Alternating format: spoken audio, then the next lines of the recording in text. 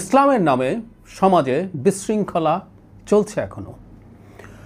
ইসলামের নামে বলছি কারণ আসলে যা ঘটছে সেটা ইসলাম কখনো সমর্থন করে না, এটুকু বোঝার বেসিক জ্ঞান আমাদের নিশ্চয়ই আছে।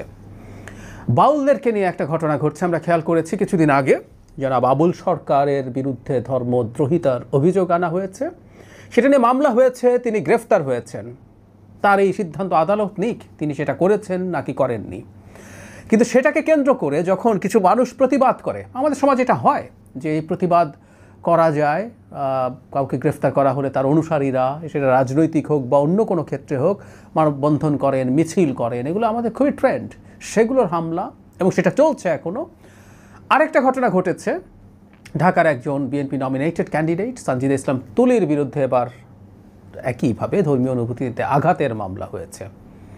আমরা দুটো ইস্যু নিয়ে একটু কথা বলতে চাই এবং আমাদের এই ব্যাপারগুলো নিয়ে কথা বলা রিস্কি হলেও বলতে হবে, ইটস রিস্কি, মানে এটা নিয়ে কথা বললেই নাস্তিক কিংবা ইসলাম বিদ্বেষী ট্যাগ পাওয়া যায়, দিচ্ছেন। শুধু ফেসবুক বা ইউটিউবে এসে বট কমেন্ট করা হচ্ছে তা না, তথাকথিত অনেক ধর্মগুরুরাও এ ধরনের ট্যাগ দিচ্ছেন। খুবই রিস্কি, বাট আমরা একটা গণতান্ত্রিক সমাজ তৈরি করতে চাই। আমরা শেখ হাসিনার পতনের পর বাংলাদেশ এবার আরেক ধরনের ফ্যাসিবাদ, ধর্মীয় ফ্যাসিবাদের মুখে পড়বে, সেটা আমরা কখনোই অ্যাকসেপ্ট করবো না। ধর্মের নামে ফ্যাসিবাদকে আমরা অ্যাকসেপ্ট করবো না, বরং এই ফ্যাসিবাদ ফাইট করা একটু রিস্কিও, আমি সেই জায়গায় আসবো। দুটো ঘটনা, আমরা যেটা বলছিলাম যে আবুল সরকারকে গ্রেফতার করা হয়েছে, তাকে নিয়ে যখন প্রথম দিন প্রতিবাদ হয়েছিল, তার অনুসারীদের অনেকে, তার বন্ধুদের অনেকে, তারা এসে প্রতিবাদ করতে গেছেন, তাদেরকে মিছিল করে জবাই কর, ধরে ধরে জবাই কর বাউলদেরকে এই স্লোগান দিয়ে পেটানো হয়েছে, রক্তাক্ত করা হয়েছে, পিটিয়ে পুকুরে ফেলা হয়েছে, ওখানে ঢিল মারা হচ্ছে, সব পুলিশের সামনে আমরা দেখেছি। আবুল সরকারের স্ত্রী পরবর্তীতে আমাদেরকে জানান তিনি এর পরের দিন মামলা করতে গেলে পুলিশের সাহায্য পাননি ঠিক মতো। থেমে যায়নি ঘটনা, গতকাল আরও দুটো জায়গায়, একটা হচ্ছে ঠাকুরগাঁওয়ে একই ধরনের একটা প্রতিবাদ করতে যাচ্ছিলেন বাউলরা, তাদের ওপরে হামলা হয়েছে, এবং খুলনাতে এখানে একটা ছাত্র জোট বা ছাত্র সংগঠন তারা এটার বিরুদ্ধে মানববন্ধন এবং প্রতিবাদ জানাতে গিয়েছিল, এবং সেখানে আবার আরেক গ্রুপের ছাত্র জনতা, বাংলাদেশে এখন ছাত্র জনতা বলে, তৌহিদি জনতার মতো ছাত্র জনতা বলেও যে কোনো কিছু করা যেতে পারে, এবং সেখানে গিয়ে তারা প্রতিবাদও করতে দেবে না। তাদের কয়েকটা কথা আমি একটু পড়ার লোভ সামলাতে পারছি না, তাদের ভাষা হচ্ছে এইরকম, মানে যারা আন্দোলন করতে গিয়েছিল সেটা ছিল গণতান্ত্রিক ছাত্র জোটের, এখানে ঘোষণা দিয়েছে, তারা যখন গিয়েছেন ঘোষণা দিয়েছে তাদের প্রতিহত করা হবে, তাদেরকে তাড়িয়ে ধাওয়া করেছেন, ব্যানার কেড়ে নিয়ে পুড়িয়েছেন, মারধর করা হয়।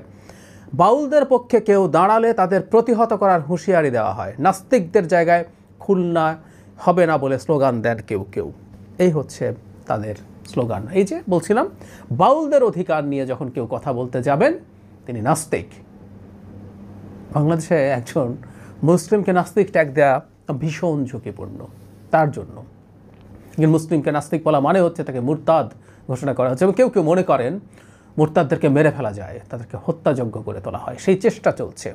এক অবর্ণনীয় অসভ্যতা শুরু হয়েছে আমাদের দেশে, এবং ডক্টর ইউনূস সরকার যথারীতি নির্বিকার, কথা ছিল তিনি এগুলো নিয়ে যথেষ্ট কঠোর অবস্থান নেবেন, রাষ্ট্র নেবে, রাষ্ট্র প্রত্যেকটা নাগরিকের অধিকার নিশ্চিত করবে। আগের দিন যেহেতু পেটানো গেছে পুলিশের সামনে, বাকিদের এখন সাহস হবে, হ্যাডাম হবে যে কাউকে পেটানো যাবে। আমি কথা বলছি, আমাকে রাস্তা ধরে পিটিয়ে দেওয়া যেতেই পারে, এবং সে আহ্বানও হয়তো কেউ কেউ জানাবেন কখনো, এবং ডক্টর ইউনূস সরকার কিছু করবেন না। আমি এই যে ধর্মের নামে ফ্যাসিবাদ, সে প্রশ্নে আসবো, মাঝে একটু বলে নেই যারা সানজিদা ইসলাম তুলির কথা আমি আগেও একদিন বলেছি, মানে খুবই আফসোসের ব্যাপার, সেদিন তার লড়াইয়ের কথা বলেছে, আজকে আর সেটা পুনরুল্লেখ করতে চাই না। যারা আমরা অ্যাটলিস্ট বাংলাদেশের খোঁজ খবর রেখেছি, 5 আগস্টের পরে তো কিছু লোকজন এসে বিরাট বিপ্লবী সেজে গেছেন, যারা আমরা এই ধারাবাহিক লড়াইটা দেখেছি, সে সময় ভাই গুম হওয়া তুলি কী করেছেন, কিভাবে শাসকের রক্তচক্ষু উপেক্ষা করে ফাইট করেছেন, এগুলো আমাদের চোখের সামনে ছিল। তার বিরুদ্ধে এবার ধর্মীয় অনুভূতিতে আঘাতের মামলা করা হয়েছে, এবং বিভিন্ন জায়গায় যেটা এসছে, এনসিপি শ্রমিক উইংয়ের একজন সদস্য এই মামলাটা করেছেন। এটাও খুবই ফানি বলবো, একটা মধ্যপন্থী দল সেই ধরনের মামলা করছেন। মামলাটা এই কারণে অপ্রয়োজনীয় এবং হাস্যকর এটা কেন করা হয়েছে আমরা ধারণা করতে পারি, আমি আসছি সেই জায়গায়। হাস্যকর এই কারণে যে তুলি যা বলেছেন এটাকে যারা শুনেছেন তাদের কাছেও এটা খুব বেশি অফেন্সিভ অনেকের কাছে মনে হয়নি, আমি দেখলাম লিখছেন। কিন্তু সবচাইতে জরুরি কথা, তুলি অল্প কিছু সময়ের মধ্যেই ফেসবুকে স্ট্যাটাস দিয়ে ব্যাখ্যা দিয়েছেন এবং অ্যাপোলোজাইজ করেছেন। আমি মনে করি এরপর এই জিনিসগুলো নিয়ে মামলার জায়গায় যাওয়ার কথা ছিল না, যদিও মামলা নিয়ে তদন্ত করার কথা বলা হয়েছে, মামলা নেওয়াই উচিত হয়েছে বলে আমার মনে হয় না। কিন্তু এখন ধর্ম অবমাননার অভিযোগ না নিয়ে মনে হয় থাকবেন এই সাহস এখন আর হচ্ছে না। যাই হোক, তুলির বিরুদ্ধে আমরা খেয়াল করেছি ওইখানকার আরেকজন বিএনপি নেতা যিনি সংসদ সদস্যর মনোনয়ন চেয়েছিলেন, তিনি না পেয়ে মশাল মিছিল করেছেন।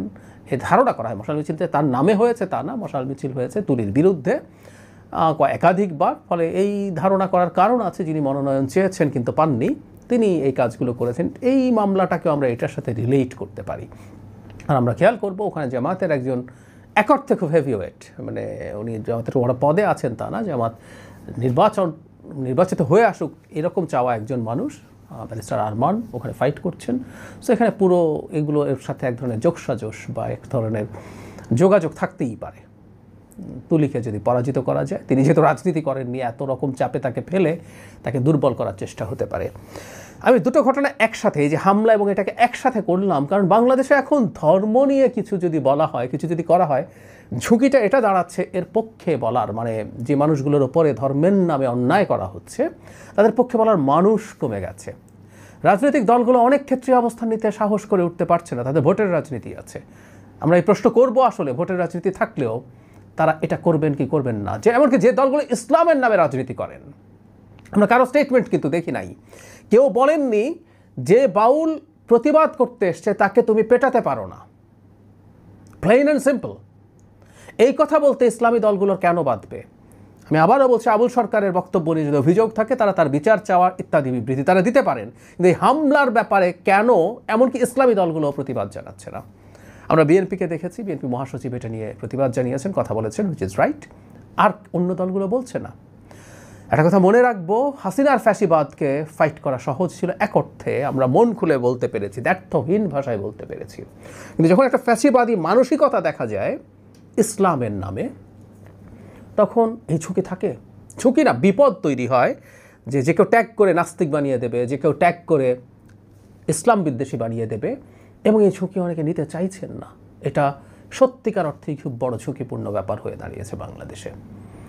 আমরা এই বাংলাদেশে একটা বড় অ্যালার্মিং সাইন দেখতে পাচ্ছি, এবং এই অ্যালার্মিং সাইনটা এখানে শেষ হয়ে গেছে তা না, এখানে শেষ হয়ে গেছে তা না। বোতল থেকে জিন বের করে ফেলা হয়েছে, জিন বেরিয়ে গেছে হয়তো, সম্ভবত।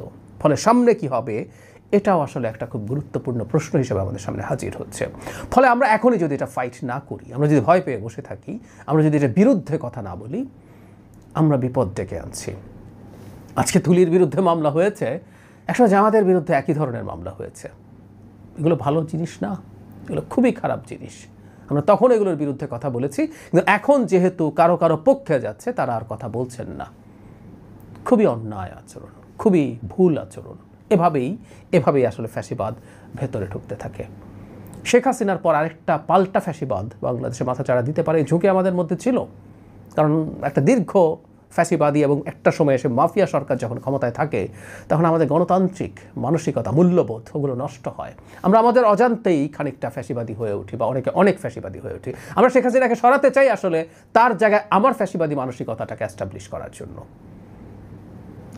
সেটারই বহিঃপ্রকাশ দেখছি। খুবই ভয়ঙ্কর ব্যাপার। আমরা চুপ থাকছি, এটা তার চাইতেও ভয়ঙ্কর ব্যাপার।